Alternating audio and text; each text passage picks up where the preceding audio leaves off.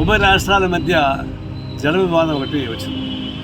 అది బనకచర్లలో 80,000 కోట్ల రూపాయలతోటి బనకచర్ల ప్రాజెక్టు రిజర్వాయర్ కట్టాలని చంద్రబాబు ప్రకటించారు. తెలంగాణ ప్రాంతంలో వైపున రెచ్చగొట్టి పనులు చేసింది.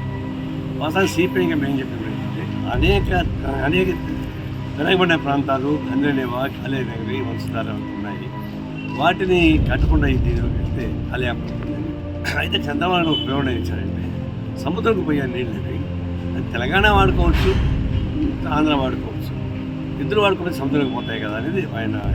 రేవంత్ రెడ్డి తెలంగాణ ముఖ్యమంత్రి మేము చర్చించి పరిష్కారం చేసుకుంటాం, కేంద్రంతో మాట్లాడతాం, అభ్యంతరమైన పద్ధతుల్లో ప్రాజెక్టు కట్టుకోవడం మంచిది అని చెప్పి ముఖ్యమంత్రి. ఇది శుభపరిణామం.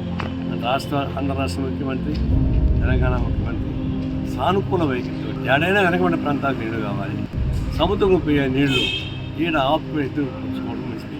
దానికి అవసరమైతే కేంద్ర సహాయం కూడా తీసుకునే సలహా కూడా ఆ విధంగా ఒక పరిష్కార మార్గానికి వస్తూ ఉంది. అది అవసరం. కానీ ఈలోపు ప్రాంతీయ ధోరణి రెచ్చగొట్టేవాళ్ళు, పర్సనాలిటీ కలిసి ఇబ్బంది పెట్టేవాళ్ళు తయారవుతున్నారు. అది మంచిది కాదు. ఒకరోజు 2 రాష్ట్రాలు విడిపోయినాయి. ఈ రాష్ట్రం విడిపోయినంత మాత్రం తెలుగు శత్రువులేం కాదు. అది అందులో ఎవరికి నష్టలేని పద్ధతుల్లో పరిష్కారం చేసుకోవాలి తప్ప రెచ్చగొట్టే పని ఎవరికి చేయకూడదు.